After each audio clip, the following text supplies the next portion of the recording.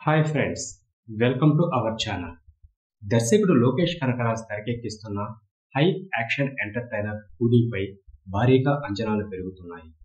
ఈ సినిమాలో super star Rajinikanth ప్రధాన పాత్రలో నటిస్తున్న విషయం తెలిసిందే.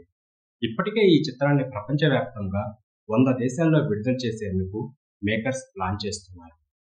అయితే తాజాగా వచ్చిన అధికారిక ప్రకటనతో ఈ సినిమాపై ఆసక్తి మరింత రెట్టింపు చేస్తుంది.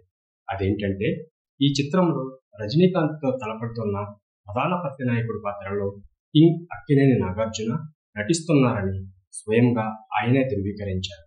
నాగార్జున ఇటీవల ఇచ్చిన ఒక ఇంటర్వ్యూలో ఈ విషయాన్ని వెల్లడిస్తూ, ఈ సినిమాలో నేను రజనీకాంత్కు వ్యతిరేకంగా నటిస్తున్నాను.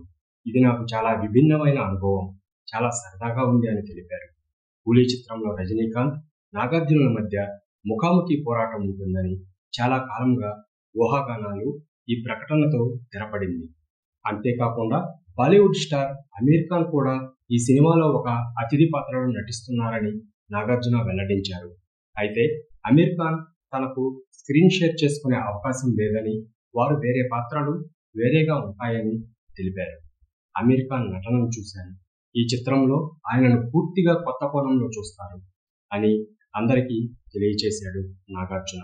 సినిమా చివరి 15 నిమిషాల్లో ఒక హై వోల్టేజ్ సీక్వెన్స్ లో అమీర్ ఖాన్ కనిపించనున్నట్లు టాక్.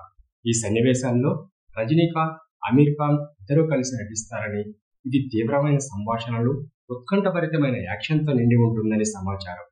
ఈ యాక్షన్ సన్నివేశాలను రాజస్థాన్లో చిత్రీకరిస్తున్నట్లు, దీనికోసం అమీర్ 10 రోజులు షూటింగ్ షెడ్యూల్ను కేటాయించినట్లు వార్తలు వస్తున్నాయి. కూలీ చిత్రంలో రజనీకాంత్, నాగార్జున, అమీర్ ఖాన్లతో పాటు శృతి హాసన్, ఉపేంద్ర కూడా నటిస్తున్న విషయం తెలిసిందే.